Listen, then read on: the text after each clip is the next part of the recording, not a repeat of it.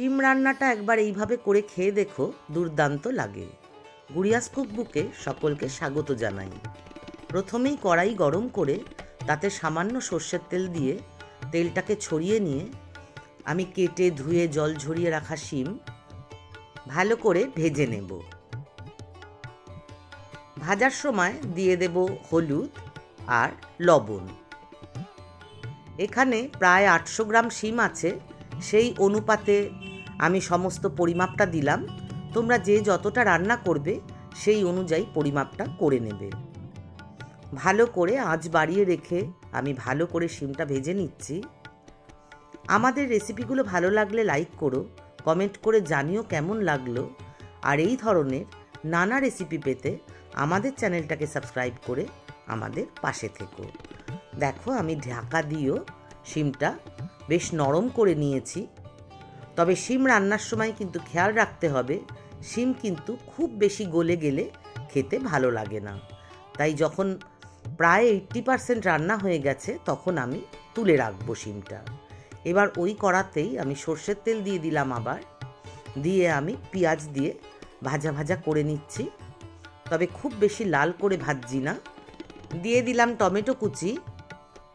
Tomato কুচি দিলে সঙ্গে একটু নুন দিয়ে আমি ভালো করে ভেজে নেব। হলুদ দিয়ে দিলাম। আমাদের চ্যানেলে শিমের অন্য রেসিপিও চাইলে তোমরা দেখে নিতে পারো। দিয়ে দিচ্ছি পরিমাণ মতো লঙ্কার গুঁড়ো, দিয়ে দিচ্ছি ধনের গুঁড়ো। এই রান্নায় আমি জিরে ইউজ করছি না। এবার ভালো করে মশলাটাকে কষিয়ে নেব। যেহেতু টমেটো আছে সেহেতু আমি আলাদা করে জল দিচ্ছি না, তোমরা চাইলে সামান্য জল দিয়েও কষিয়ে নিতে পারো। আমি ভালো করে ভাজা ভাজা করছি। এরপরে আমি ঢাকা দিয়ে দেব। ঢাকা দিয়ে আমি টমেটোটাকে নরম করে নেব। দেখো ঢাকা খুলে আমি টমেটোটাকে নেড়ে চেড়ে ভালো করে গলা গলা করে দেব। শিমে প্রচুর পরিমাণে প্রোটিন, ভিটামিন, আয়রন এবং খনিজ থাকে, তাই আমাদের শরীরের জন্য খুব ভালো।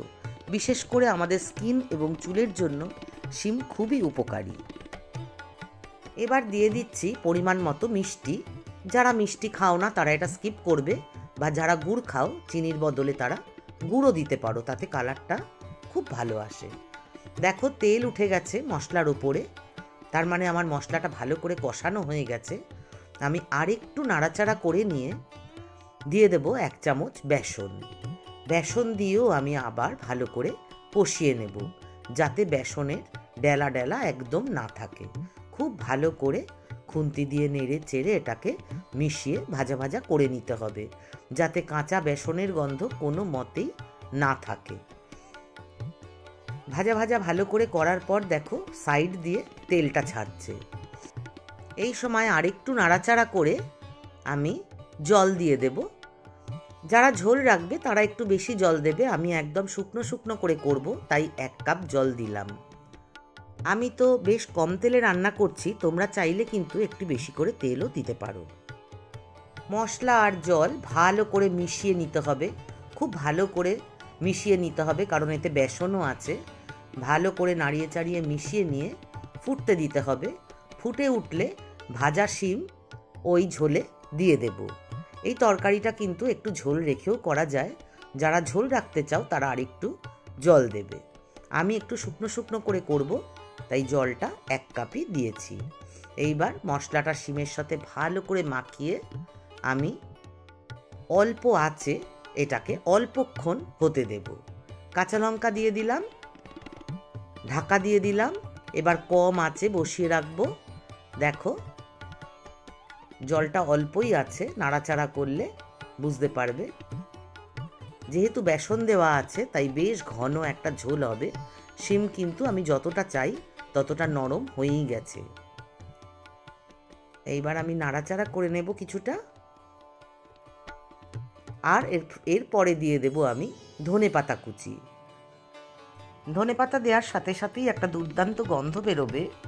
এই সময় একটু কাঁচা তেল দিয়ে দিলেও খুব সুন্দর গন্ধ হয় তরকারিটায়, তবে আমি দিইনি। গরম ঝরঝরে ভাত, রুটি, পরোটা সব কিছুর সাথে এটা খেতে প্রচণ্ড ভালো লাগে। আজকের মতন টাটা, আবার দেখা হবে অন্য কোনো দিন।